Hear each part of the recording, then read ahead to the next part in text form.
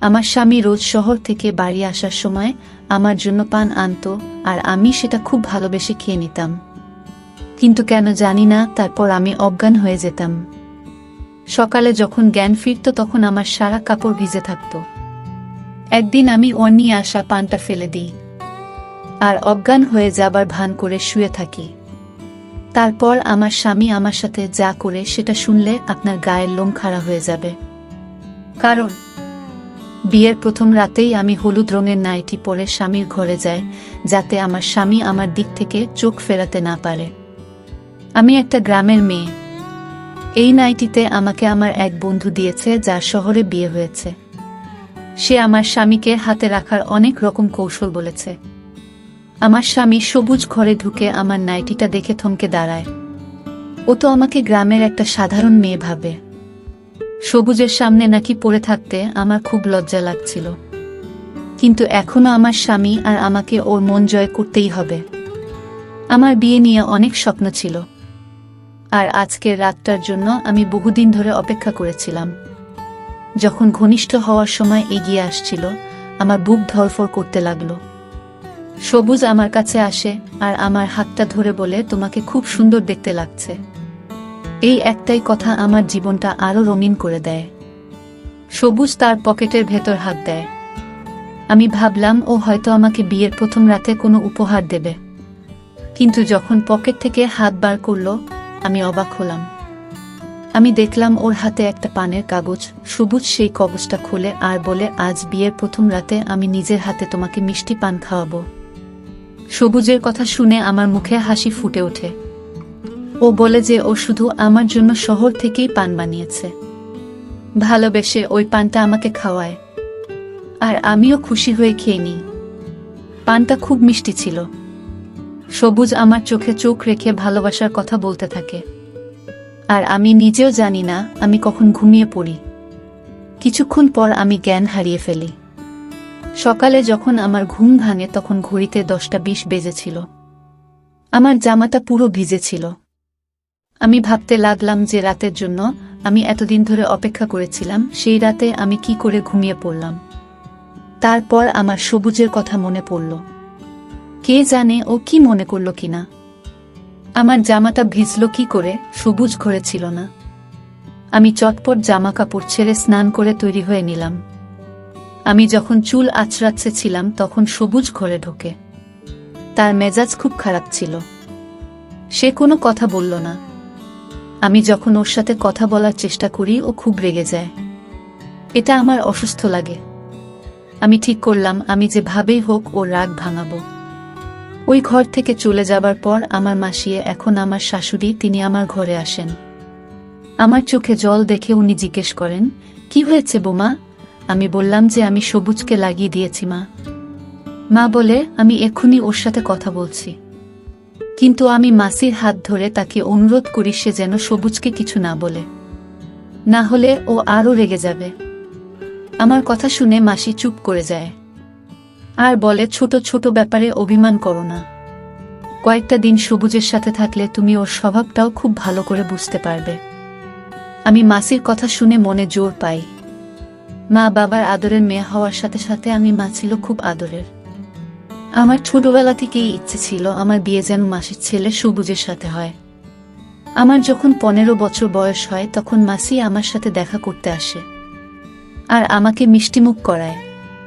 আমি খুব খুশি ছিলাম, কারণ মাসি আমাকে খুব ভালোবাসত। তাই মা বাবাও এই বিয়েতে আপত্তি করেনি। সবুজ শহরে একটা ভালো চাকরি করে। সকালবেলা কাজে বেরিয়ে যেত আর রাতে বাড়ি ফেরে। ছেলে রোজগারের টাকা দিয়ে মাসি গ্রামে একটা বড় বাড়ি তৈরি করে। আমার আর সবুজের অনেক বছর দেখা হয়নি, কারণ ও বেশিরভাগ সময় শহরে থাকত। যখন বাড়ি আসতো তখন আমাদের গ্রামে আসার সময় পেতছ না। আমাদের বিয়ে ঠিক হওয়ার পরেও আমার সাথে দেখা করতে আমার গ্রামে আসেনি। এটা নিয়ে আমার মনে অনেক প্রশ্ন জাগে। একদিন যখন মাসি আমাদের সাথে দেখা করতে আমাদের গ্রামে আসে, তখন আমি তাকে কথায় কথায় জিজ্ঞেস করি যে সবুজ কেন আমাদের গ্রামে আসে না। মায়ের কানে যখন এই কথাটা যায় তখন মা আমাকে একটা চড় মারে আর বলে, তোর লজ্জা করে না নিজের হবু স্বামীকে নিয়ে সব প্রশ্ন করতে? মাসি মুচকি হেসে বলে, কেন আসবে না? ওর যখন সময় হবে ও নিশ্চয়ই আসবে। ওর গায়ে এখন শহরের হাওয়া লেগেছে। আজকাল খুব কম কথা বলে। ও আর আগের মতো নেই, খুব গম্ভীর হয়ে গেছে। মাসির কথা শুনে মা বলে, যখন ছেলেদের উপর সংসারের দায়িত্ব এসে পড়ে তখন তারা এইরকম গম্ভীর হয়ে যায়। আমার মেয়ে এখনো বুদ্ধিশুদ্ধি হয়নি যা মনে আসে তাই জিজ্ঞেস করে বসে। মা রেগে আমার দিকে তাকায়, আর আমি ওখান থেকে উঠে নিজের ঘরে চলে আসি। মাসি চলে যাওয়ার পর মা আমাকে অনেক কথা শোনায়। মা কত কি না বলল, কিন্তু আমার কোনো কথাই কানে এলো না, কারণ আমি তখন নিজের খেয়ালে মগ্ন ছিলাম। আমি এই ভেবে খুশি ছিলাম যে আমার হবু স্বামী একজন শহরের লোক। শহর থাকা আমার অনেক দিনের ইচ্ছে। মাসি বিয়ের জোগাড়যন্ত্র করার জন্য 10 মাসের মতো সময় চেয়ে নেয়, আর এই 10 মাস আমি শুধু স্বপ্ন দেখতে থাকি। তখন কি আর আমি জানতাম যে একদিন আমার সব স্বপ্ন ভেঙে চুরমার হয়ে যাবে। সবুজের সাথে আমার বিয়ের সব রীতিনীতি মেনে খুব ধুমধাম করে হয়। বিয়ের পর আমি মায়ের থেকে বিদায় নিয়ে সবুজের সাথে মাসির গ্রামে চলে আসি। মাসি আমাকে পেয়ে খুব খুশি ছিল, কিন্তু বিয়ের প্রথম রাতে ঘুমিয়ে পড়ার জন্য সবুজ আমার উপর খুব রেগে গিয়েছিল। সে সারাদিন আমার সাথে কথা বলেনি। আমি সারাদিন ওর পিছন পিছন ঘুরতে থাকি, কিন্তু ও আমার দিকে ফিরেও তাকায় না। সবুজ ছাদে গিয়ে বসে রইল, আর তাই গ্রামে মেয়েদের ছাদে যাওয়া বারণ। তাই আমিও ওর পিছন পিছন ছাদে যেতে পারিনি। রাতের বেলা ঘরে আসে, তখন আমি কেঁদে কেঁদে চোখ ফুলিয়ে ফেলেছি। ও আমার পাশে এসে বসে আর বলে, আমাকে ক্ষমা করে দাও। আমার খুব মাথা গরম হয়ে গেছিল। কাল আমি তোমার কাছে বসেছিলাম আর তুমি এমন করে ঘুমালে যে তোমাকে আমি কতবার ডাকলাম কিন্তু তুমি উঠলে না, তাই আমি রেগে গিয়েছিলাম। আমি জানতাম যে দোষটা আমারই, তাই আমি সবুজের কাছে ক্ষমা চেয়ে নিলাম, আর ওকে কথা দিলাম এরপর থেকে এমনটা আর কোনো দিন হবে না। খুশি হয়ে আমার লম্বা চুলের প্রশংসা করতে লাগে। আমি ভাবি, সবুজ সারাদিন এত রেগেছিল, এখন হঠাৎ ওর আচরণ এমন বদলে গেল কি করে? ও আজ আবার মিষ্টি পান বের করে আমাকে খাওয়ায় আর বলে, পান খেলে তোমার ঠোঁটটা লাল হয়ে যায়, তোমার সুন্দর ঠোঁটটা আরো সুন্দর হয়ে ওঠে। এমন মিষ্টি করে ও কথা বলে যে আমি লজ্জায় লাল হয়ে যায়। সবুজ আমার হাতটা ধরে কিছু একটা বলছিল, কিন্তু আমি কিছুই বুঝতে পারছিলাম না। কিছুক্ষণ পর আমি এই পৃথিবী থেকে অনেক দূরে চলে যাই। আমার যখন জ্ঞান আসে তখন আমি দেখি দুপুর 12টা বেজেছে। আমি চটপট উঠে বসলাম। আমার মনে হলো সবুজ নিশ্চয়ই আজ আবার খুব রেগে গেছে, কিন্তু আমি এটা কিছুতেই বুঝতে পারছি না যে রাতে আমার এত গভীর ঘুম কি করে আসছে। আমার জামা কাপড় পুরো ভিজে গিয়েছিল, আমার শীত করছিল। আমি স্নান করে যখন ঘরের বাইরে গেলাম তখন দেখি সবুজ আমার মাসিকে বলেছে, তুমি এ কেমন মেয়ের সাথে আমার বিয়ে দিয়েছ? এ তো ঘুম থেকে ওঠার কোন সময় ঠিক নেই। এর সাথে আমি সারা জীবন কি করে কাটাবো? ও এটাও জানে না যে গ্রামের মেয়েদের সকালবেলা উঠে বাড়ির কাজকর্ম করতে হয়। তুমি 7 সকালে উঠে বাড়ির সব কাজ করছো, আর উনি মহারানীর মতো ঘুমোচ্ছেন। এরকম চলতে থাকলে আমি আর বেশি দিন তোমার ভাইয়ের মেয়েকেই বাড়িতে রাখবো না। এসব কথা শুনে আমি একটু ঘাবড়ে যাই। আমি ভাবিনি যে আমার স্বামী এতটা কঠিন হতে পারে। আমার আর দাঁড়িয়ে এর পরের কথাগুলো শোনার মতো সাহস হলো না। আমি রান্নাঘরে চলে গেলাম। মাসির সত্যি সকাল থেকে উঠে অনেক কাজ করেছে। রান্নাঘরটা পুরো পরিষ্কার ছিল, আর দুপুরের খাবারটাও বানানো হয়েছিল। আমি সবুজের সাথে সাথে মাসির চোখেও খারাপ হয়ে যাচ্ছি। আমার নিজের উপর খুব রাগ হয়। কে জানে আমার কি হয়েছে। আমি সারা ঘর ঘুরে দেখি বাড়ির সব কাজ সারা হয়ে গেছে। তাই হয়তো সবুজ আজ একটু বেশি রেগে গেছে। সবুজ ছাদে চলে যায়, কারণ সে জানতো আমি তার পেছন পেছন ছাদে যেতে পারবো না। আমি সারাদিন খুব কান্নাকাটি করি। যে সুখের জন্য আমি 1 বছর ধরে অপেক্ষা করেছি, আজ আমি সেটা পেয়েছি, কিন্তু নিজের দোষে তাকে হারাচ্ছি। না, আমি সবুজের কাছাকাছি আসতে পেরেছি না, ওর মন জয় করতে পেরেছি। আজ ওর কথা শুনে আমি ভাউল করেই বুঝতে পেরেছি যে আমি আর কোনো ভুল করলেও আমাকে বাড়ি থেকে বের করে দেবে। গ্রাম থেকে বারবার আমার মায়ের ফোন আসছিল। মা বলছিল 7 দিনের জন্য আমার বাপের বাড়িতে গিয়ে থাকতে। বিয়ের নিয়ম অনুযায়ী বিয়ের পর মেয়েদের 7 দিনের জন্য তাদের বাপের বাড়ি গিয়ে থাকতে হয়। কিন্তু আমি যেতে চাইছিলাম না, কারণ সবুজ আমার উপর এমনিতেই লেগেছিল। তার উপর যদি আমি বাপের বাড়ি চলে যাই তাহলেও হয়তো আর কোনোদিন আমার সাথে কথা বলবে না। রাতের বেলা সবুজ ঘরে আসে। আমি অবাক হয়ে গেলাম এই দেখে যে ও হঠাৎ এত ভালো কি করে হয়ে গেল। আমার পাশে বসে আমাকে জিজ্ঞেস করে, তোমার মা কেন ফোন করেছিল? আমি সব কথা ওকে বলি। ও বলে, ভালো কথা, তুমি চলে যাও, না হলে তোমার মা বলবে আমি তোমাকে যেতে দিচ্ছি না। কাল থেকে আমার অফিস শুরু হয়ে যাবে। আমি ভোরবেলা বেরিয়ে যাব আর রাতে বাড়ি ফিরব। তুমি 1 সপ্তাহ ওখানে কাটিয়ে এসো আর মাকেও তোমার সাথে নিয়ে যাও। আমার সবুজের থেকে দূরে থাকতে ইচ্ছে করছিল না, কিন্তু আমার সাহস হচ্ছিল না ওকে না বলার। তাই আমি রাজি হয়ে গেলাম। ও আবার মিষ্টি পান বের করে আমার মুখে ঢুকিয়ে দেয় আর বলে, তুমি এটা আস্তে আস্তে খাও, কোনো তাড়া নেই। এটা শহর থেকে আনা খুব ভালো পান। এটা খেলে তোমার ঠোঁটটা লাল হয়ে যাবে আর তোমাকে খুব সুন্দর দেখাবে। সবুজ এরকম পরিবর্তন আমাকে অবাক করে দেয়। ও বাইরে যতটা কঠিন, ভিতরে ততটাই নরম। ভালোবাসতে জানে, আরও রাগ হওয়াটাই স্বাভাবিক। আমার ভুলের জন্যই ও রেগে যায়। সবুজ বলে, আমি মাকে বলে এসেছি যে তুমি কাল তোমার গ্রামে যাবে, ততক্ষণ তুমি আমার জন্য অপেক্ষা করো। সবুজের কথা শুনে আমি মুচকি হাসলাম। মনে মনে ঠিক করলাম আজ আমি কিছুতেই ঘুমোবো না, এখানে বসে ওর জন্য অপেক্ষা করব। মায়ের কাছে যাওয়ার আগে আমি আমাদের মধ্যে সব দূরত্ব মিটিয়ে নিতে চাই।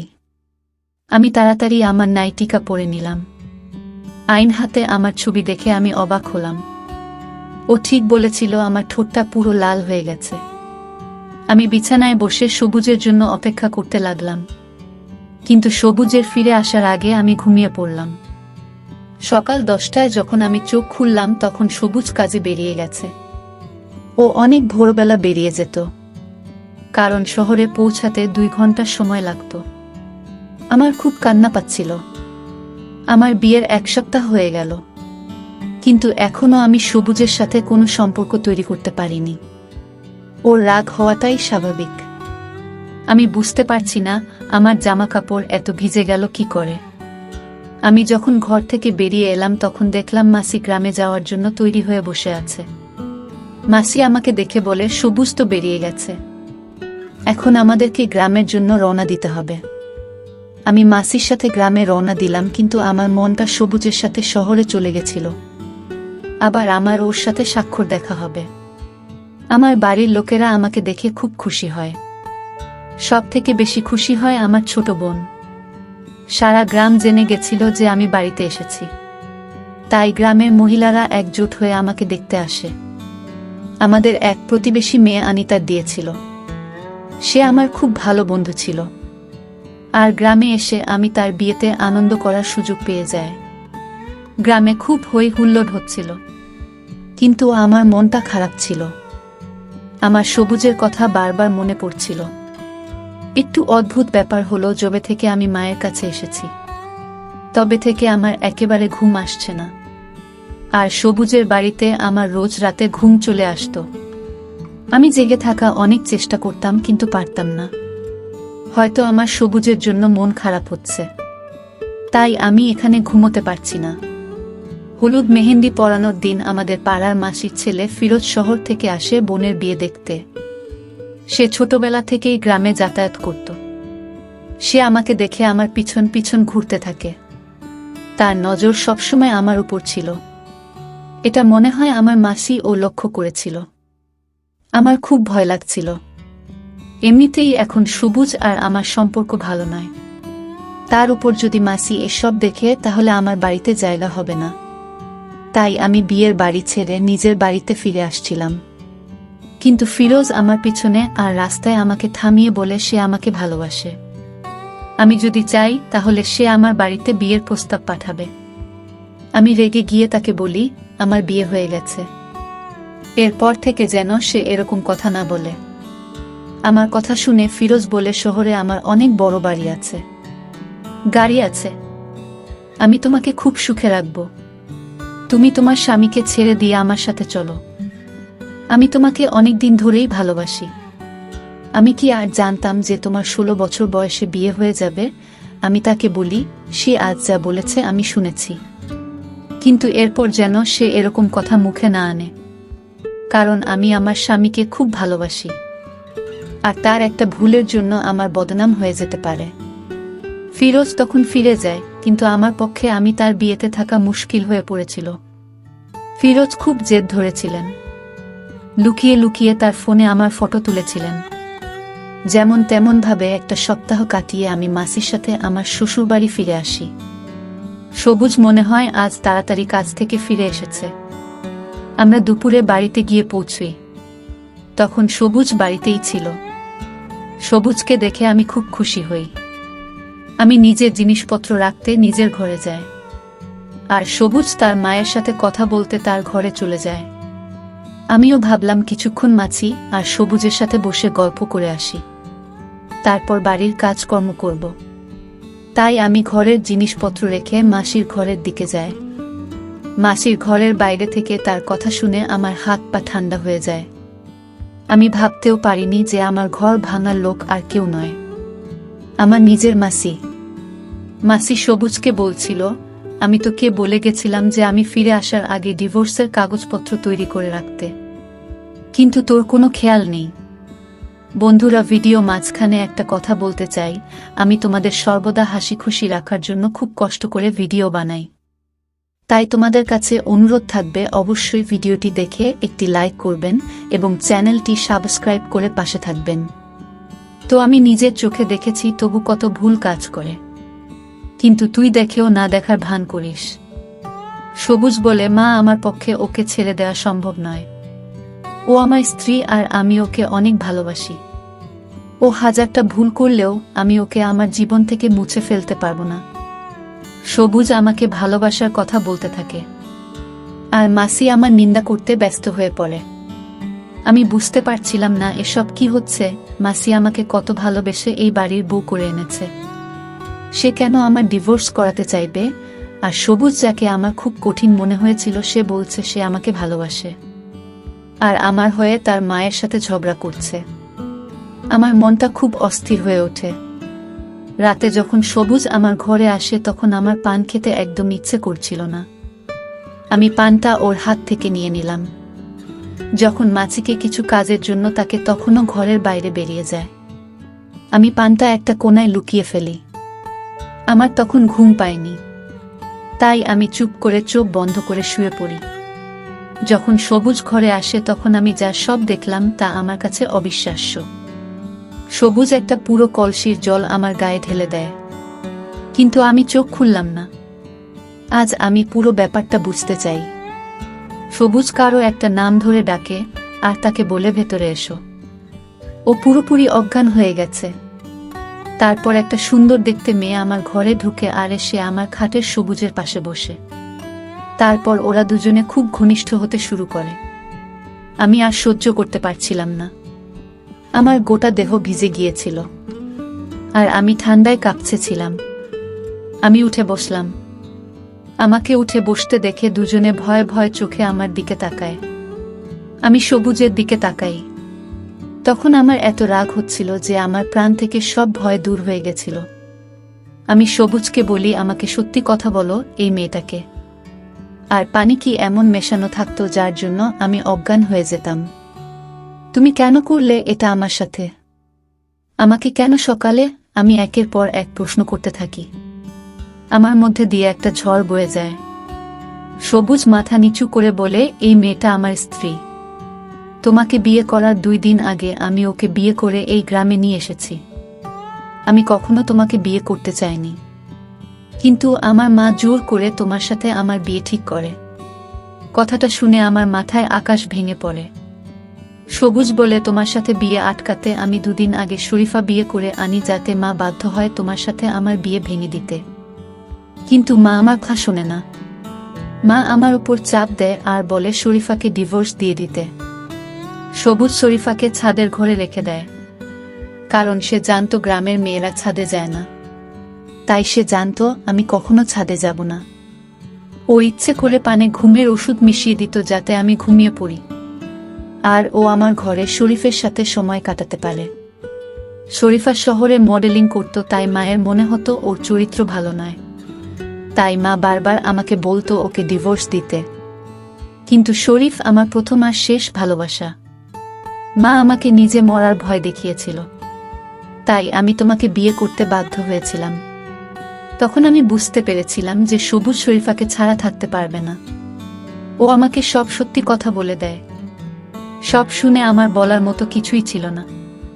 আমি বুঝতে পারি যে সেদিন দুপুরে মাসির সবুজ আর শরীফা ডিভোর্সের কথা বলছিল, যার আমি অন্য মানে করেছিলাম। আমার এই অবস্থার জন্য সবুজ একা দায়ী নয়, আমার মাসিও দায়ী। মাসি সব জানতো যে তার ছেলে অন্য কাউকে ভালোবাসে আর তাকে সে বিয়ে করে ফেলেছে। তারপরেও সে জোর করে তার সাথে আমার দিয়ে দেয়। কিন্তু আমি এমন একটা লোকের সাথে সারা জীবন কাটাতে পারবো না যে অন্য কাউকে ভালোবাসে, আর যার জন্য সে আমাকে ঘুমের ওষুধ খাওয়াতে পিছপা হয় না। আমি আমার জিনিসপত্র গুছিয়ে নিলাম আর মাসিকে সালাম করে নিজের গ্রামের দিকে রওনা দিলাম। মাসি আমাকে অনেক আটকানোর চেষ্টা করে। মাসি বলে যে সবুজ শরীফাকে ছেড়ে দেবে আর পুরোপুরিভাবে তোমার হয়ে যাবে। কিন্তু আমি এমন একটা মানুষের সাথে থাকতে পারবো না যে আমাকে ভালোবাসা দিতে পারবে না।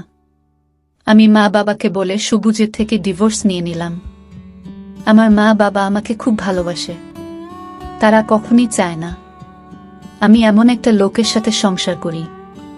পাড়ার মাসির থেকে ফিরোজ খবর পায় যে আমার বিয়ে ভেঙে গেছে। তাই সে বিয়ের প্রস্তাব নিয়ে তার বাড়ির লোকেদের আমার বাড়িতে পাঠায়। কিন্তু আমি তাদেরকে বলে দিই, আমি এখন বিয়ে করতে চাই না। আমি এখন আরো পড়াশোনা করতে চাই আর নিজের পায়ে দাঁড়াতে চাই।